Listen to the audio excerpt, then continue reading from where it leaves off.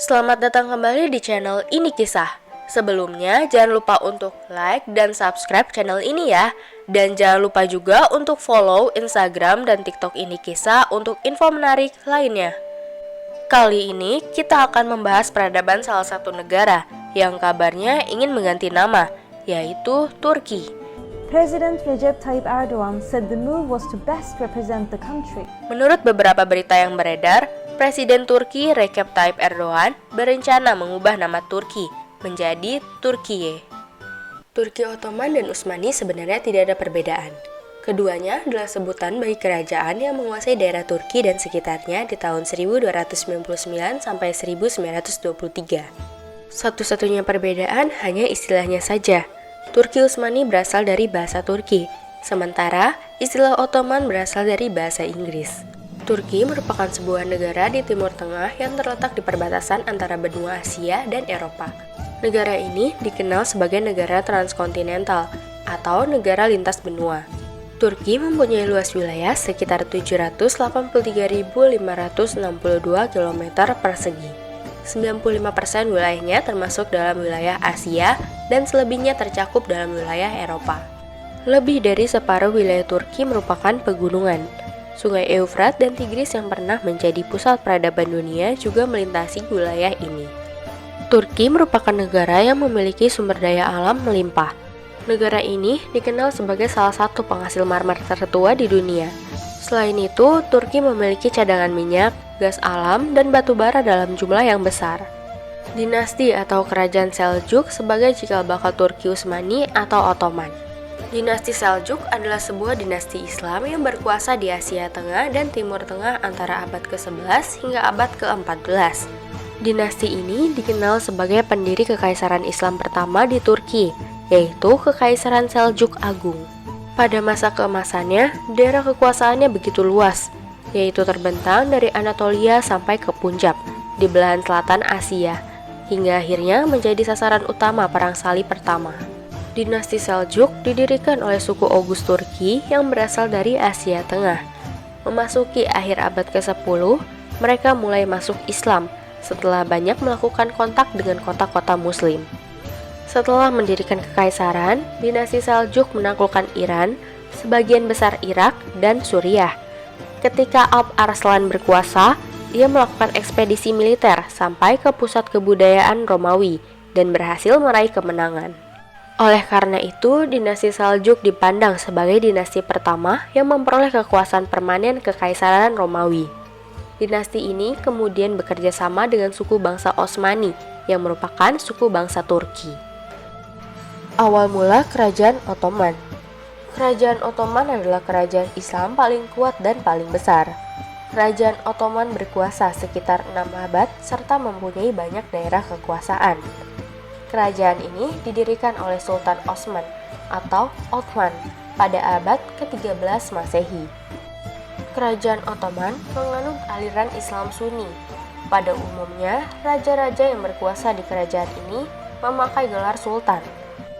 Kerajaan ini berasal dari suku bangsa Utsmani atau suku bangsa Turki dari Mongolia di Asia Tengah. Karena serangan tentara Mongol pada abad ke-13 Masehi, mereka mengembara ke Iran. Dari Iran, mereka pindah lagi ke Asia Kecil dan menetap di sana.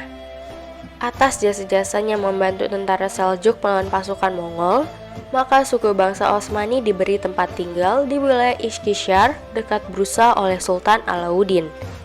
Suku bangsa Utsmani menjadi sebuah kerajaan Islam yang kuat di bawah pimpinan Sultan Osman.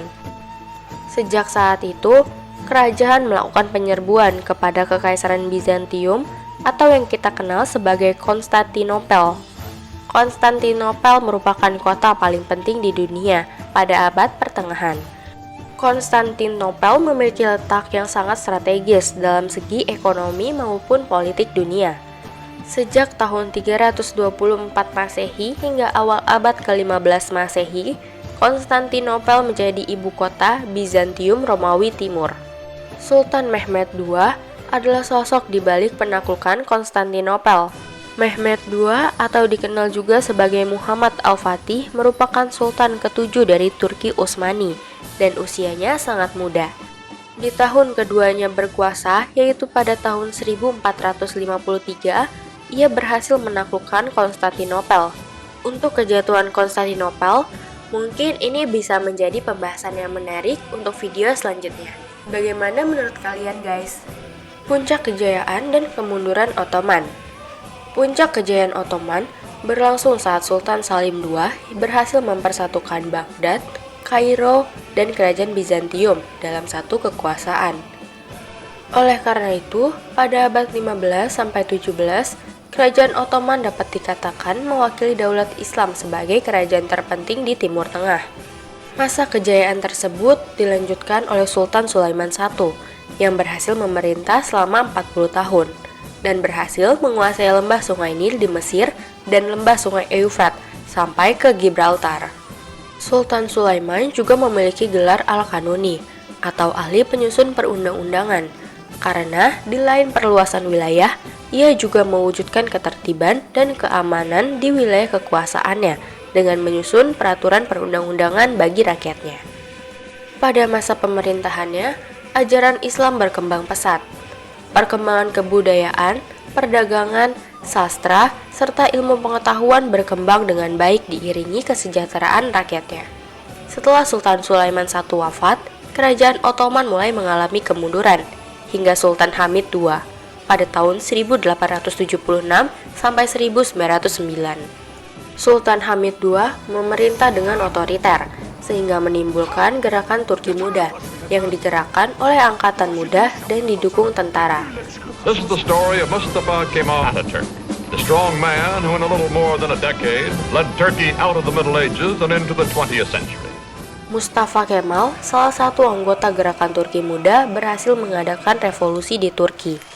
Ia menghapuskan sistem kerajaan dan diganti menjadi sistem republik. Pada tahun 1922, Republik Turki berdiri dengan Mustafa Kemal sebagai presiden pertamanya. Saat Kesultanan Utsmaniyah runtuh dan diteruskan oleh Republik Turki pada 1923, Islam menjadi sedikit mundur karena perubahan Turki dari kesultanan menjadi negara sekuler. Negara sekuler berarti sebuah negara menjadi netral dalam permasalahan agama dan tidak mendukung orang beragama maupun orang yang tidak beragama. Dengan kata lain, negara tidak dapat masuk ke dalam kehidupan pribadi agama setiap warganya.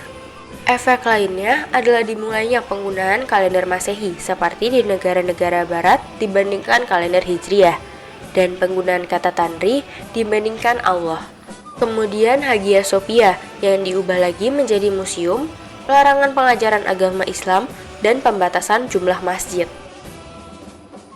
Mustafa Kemal Atatürk adalah panglima, negarawan, presiden Republik pertama, dan Bapak Turki modern.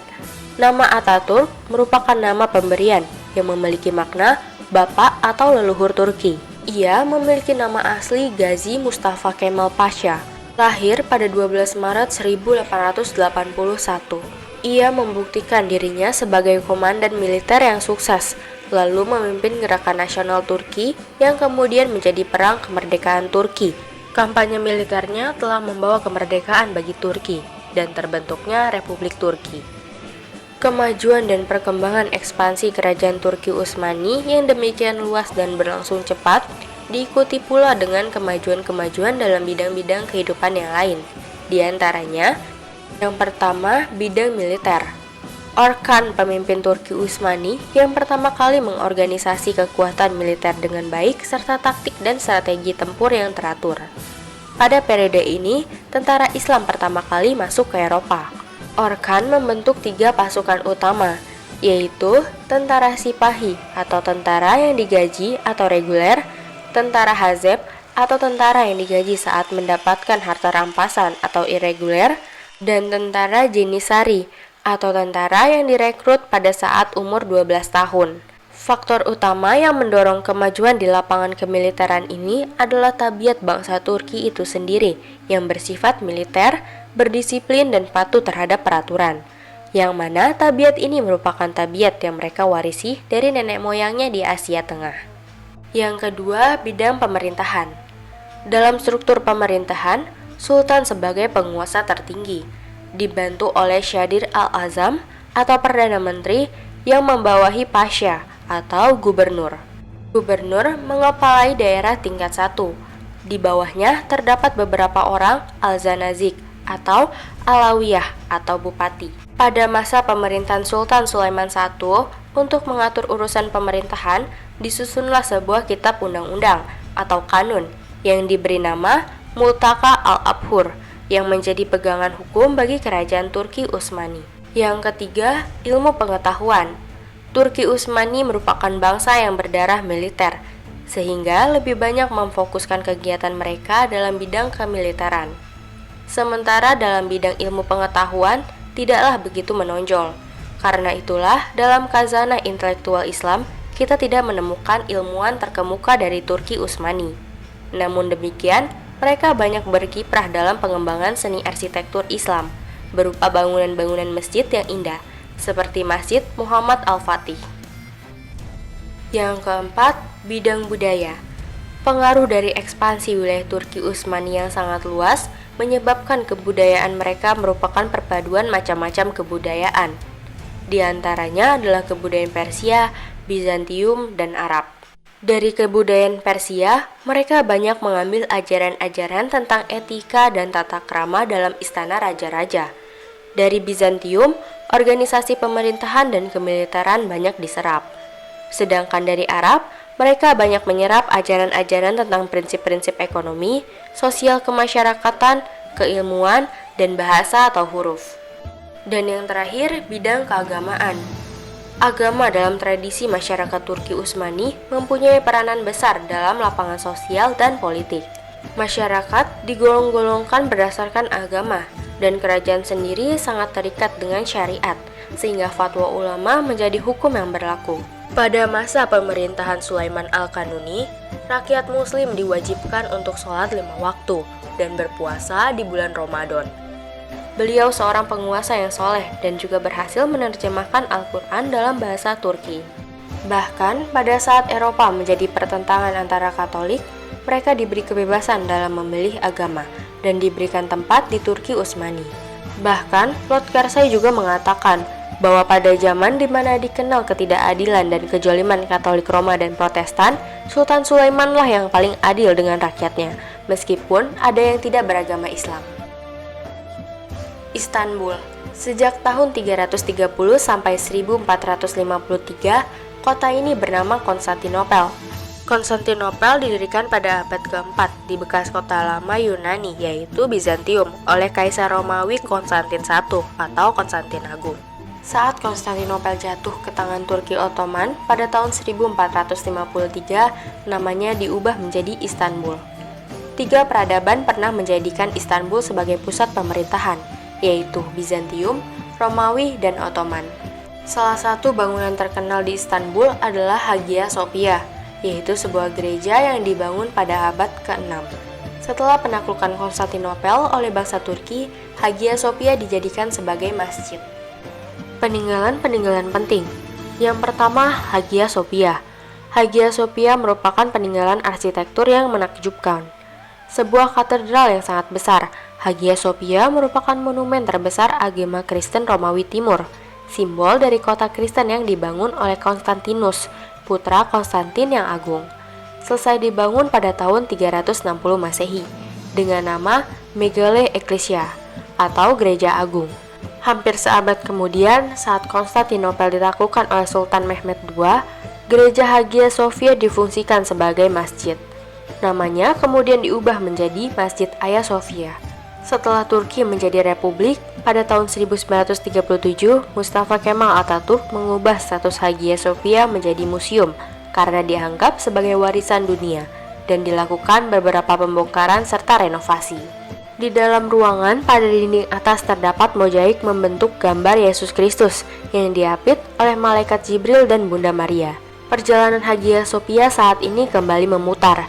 Pada tanggal 10 Juli 2020 lalu, atas putusan Pengadilan Administrasi Utama Turki, status Hagia Sophia sebagai museum dicabut. Pada masa pemerintahan Presiden Recep Tayyip Erdogan, Hagia Sophia diubah kembali status fungsinya menjadi masjid, tempat ibadah umat muslim. menimbulkan banyak respon positif dari kaum muslim, tetapi banyak juga respon negatif dari Kristen Ortodoks dan UNESCO.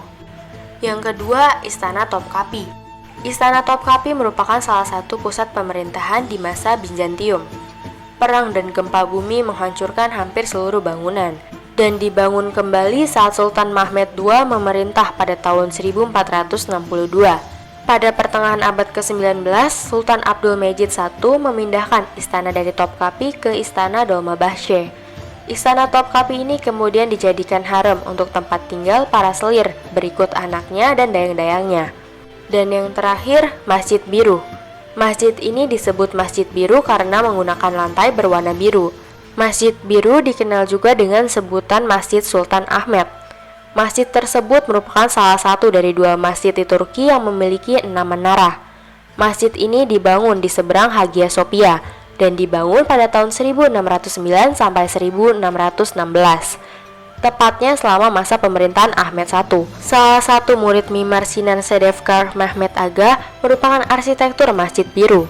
Mimar Sinan merupakan kepala arsitek bagi Sultan Sulaiman I, Selim II, dan Murad III. Masjid Biru memiliki banyak fitur seperti kubah, setengah kubah, dan menara ramping. 6 menara yang menjadi karakteristik masjid tersebut merupakan sesuatu yang tidak biasa dalam gaya arsitektur khas Ottoman.